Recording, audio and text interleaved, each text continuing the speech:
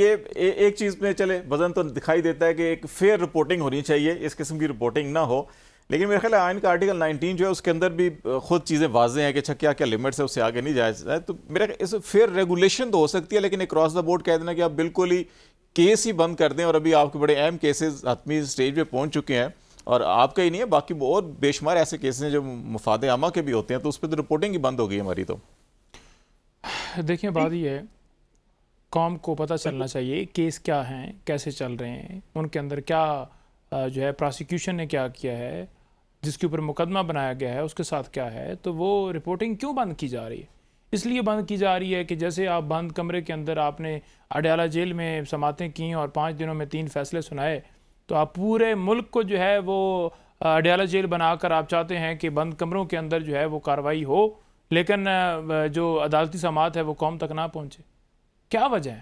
کیوں ایسا کیا جا رہا ہے؟ صرف اس لیے کیا جا رہا ہے کہ آج ججز کھڑے ہو گئے ہیں، آج ججز بول رہے ہیں کہ آج ان کے گھروں میں کیمرے لگائے گئے ہیں، آج ججز بول رہے ہیں کہ ان کے بہنوئی کو اغوا کیا گیا ہے، آج ججز بول رہے ہیں، وہ بار بار کہہ رہے ہیں کہ ایک جج کے اوپر اتنا پریشر ڈالا گیا کہ اسے ہاسپٹل جانا پڑا. آج ججز کہہ رہے ہیں کہ ہمیں بتائیں کہ کوئی ادارہ جو ہے وہ قانون سے اوپر ہے، یہ ملک جو ہے قانون کے مطابق چلے گا، یہ ملک جو ہے وہ کوئی ایجنسی نہیں چلائے گی. تو اس بات کے اوپر آپ کو کیوں دکھ لگ رہا ہے؟ ہر ادارے کو اپنی لمٹ میں کیا نہیں رہنا چاہیے؟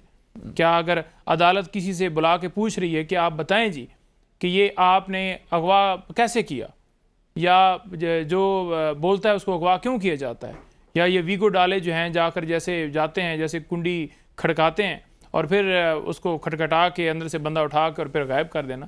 تو اس بات کے اوپر شاید اب آپ کا جو پروگرام ہے اس کے اندر بھی وہ کٹوتی کریں اور وہ کلپ کاٹیں. یہی صورتحال ہے نا کہ وجہ یہ ہے. یہ تو آپ نے بڑی شفقت فرما دی ہے، کنڈی کھڑکانے والی بات کر دی، اب تو کنڈی کھڑکتی بھی نہیں ہے. یہی بات ہے کہ آج جو ہے وہ ایک پیمرا نوٹیفیکیشن وہاں سے نکالتا ہے. یہ بیسیکلی حملہ اس وقت جو کیا گیا ہے نا، یہ اس وقت عدلیہ کے اوپر حملہ کیا گیا ہے.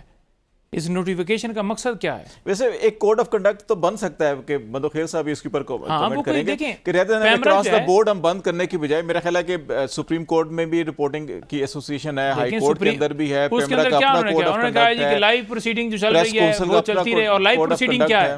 لائیو پروسیڈنگ کیا ہے جو چلتی رہے؟ لائیو پروسیڈنگ وہ ہے کہ لاسٹ ٹائم عمران خان صاحب پیش ہوئے تو انہوں نے لائیو سٹریمنگ بند کر دی، اور اگر روٹین کے مطابق ان کا دل ہونا ہے کہ یہ ریمارکس سنانے ہیں، یہ قاضی اس کو جنرل فیض کو سنانا ہے، دھرنا کیس کی بات کرنی ہے، یا 2018 میں جناب وہ ایک بندہ کس طرح سے لایا گیا اور یہ کیا کیا گیا، اس طرح کے اگر ریمارکس سنانے ہیں تو پھر آپ بالکل لائیو سٹریمنگ چلتی رہے اور پتہ بھی چلتا رہے اور لوگوں تک وہ بات بھی پہنچتی رہے. تو یہ صرف اور صرف نا ایک انسٹرکشنز کے اوپر ایسے نوٹیفیکیشن نکالے جاتے ہیں. ان کو چیلنج کیا گیا چیلنج کیا گیا اس کو، میرا خیال ہے کہ لیکن کانسٹیٹیوشنل ایک باڈی نہیں ہے جو ریگولیٹ کرے عدالتوں کو، جو جوڈیشری کو ریگولیٹ کرے.